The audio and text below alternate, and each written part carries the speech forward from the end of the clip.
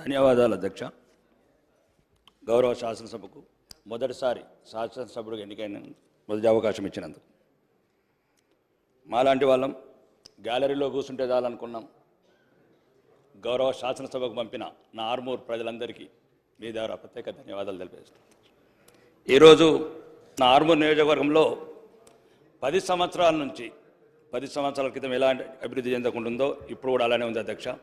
ప్రచారం తప్ప లేదు. దయచేసి ఒక 2 నిమిషాలు ఎక్కువండి నాకు.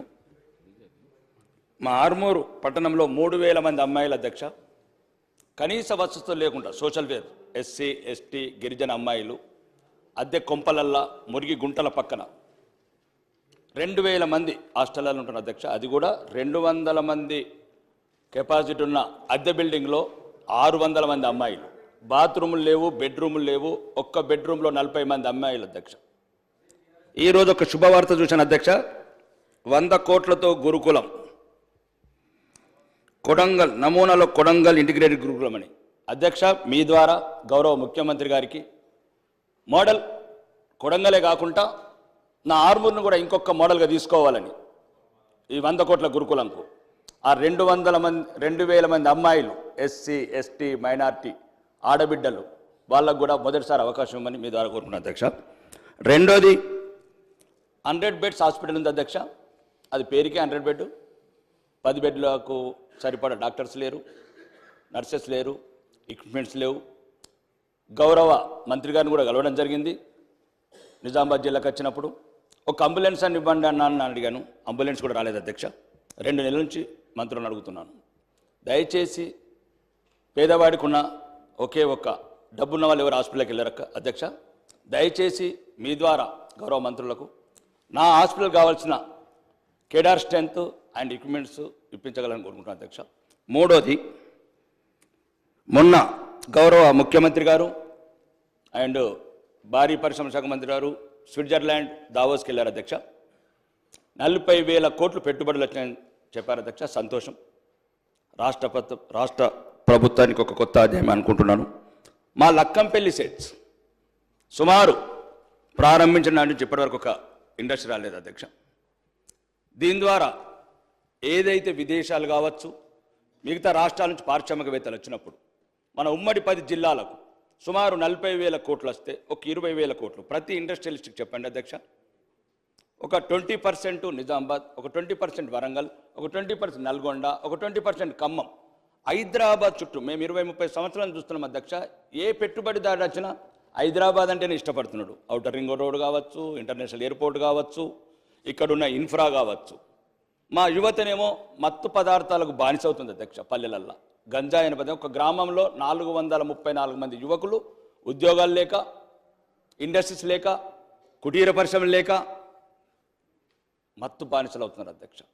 ఎందుకంటే యువ ముఖ్యమంత్రి, డైనామిక్ ముఖ్యమంత్రి.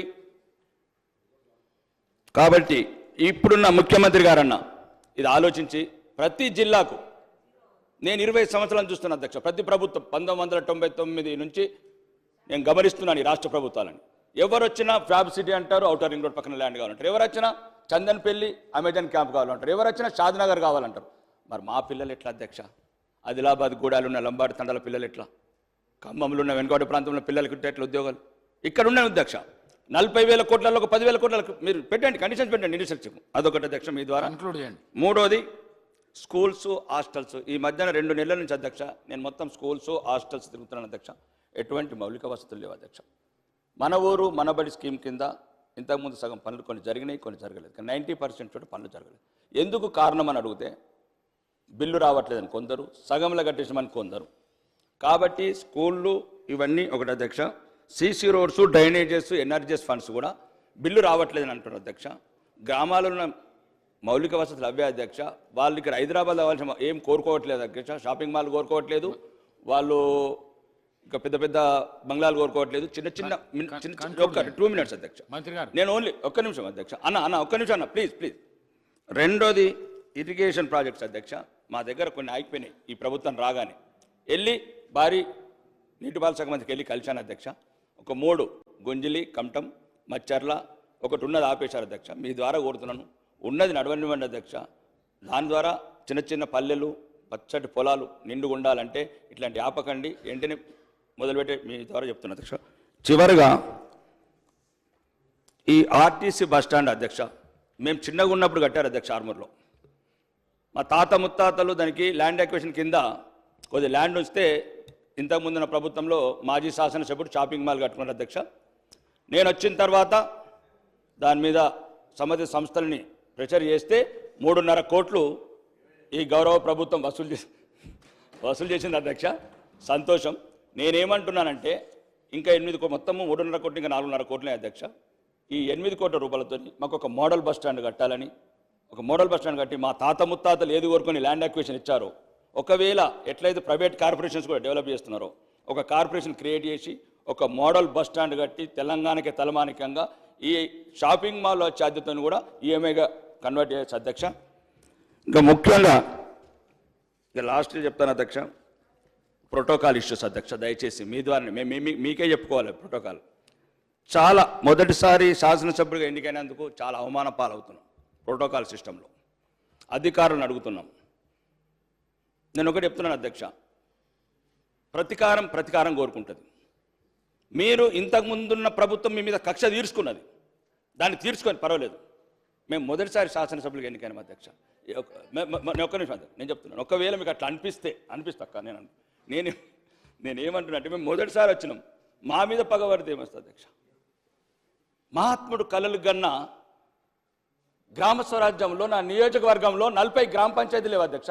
40 గ్రామ పంచాయతీలు కడతానని తిరుగుతున్నాను, టైం ఇవ్వరు. అంటే నేను చెప్తున్నాను, నేను నా సొంత ఏం కాదు, హైదరాబాద్ సంబంధించి కాదు, కోటేశ్వర సంబంధించి మాట్లాడతాను. గ్రామాలలో మొదలుకోవచ్చు అధ్యక్ష. ఒక్క నిమిషం. ప్రోటోకాల్ పరంగా మమ్మల్ని గౌరవించమని కోరుకుంటున్నాను అధ్యక్ష, గౌరవ శాసనసభ ద్వారా, మీ ద్వారా. ఎందుకంటే చాలా చోట్ల అవమానాల పాలవుతున్నాము, ప్రజలకు చెప్పుకోలేకపోతున్నాము. గౌరవ ముఖ్యమంత్రి గారి ద్వారా కూడా కోరుకుంటున్నా, మాకు తగిన గౌరవం ఇవ్వండి. ప్రజాప్రతినిధిగా, ప్రజల ప్రతినిధిగా గౌరవం ఇవ్వమని కోరుకుంటున్నాను అధ్యక్ష. ఈ అవకాశం మీరు ఇచ్చినందుకు ధన్యవాదాలు అధ్యక్ష. సార్, గౌరవ సభ్యులు సింగర్ గారు చెప్పినట్టు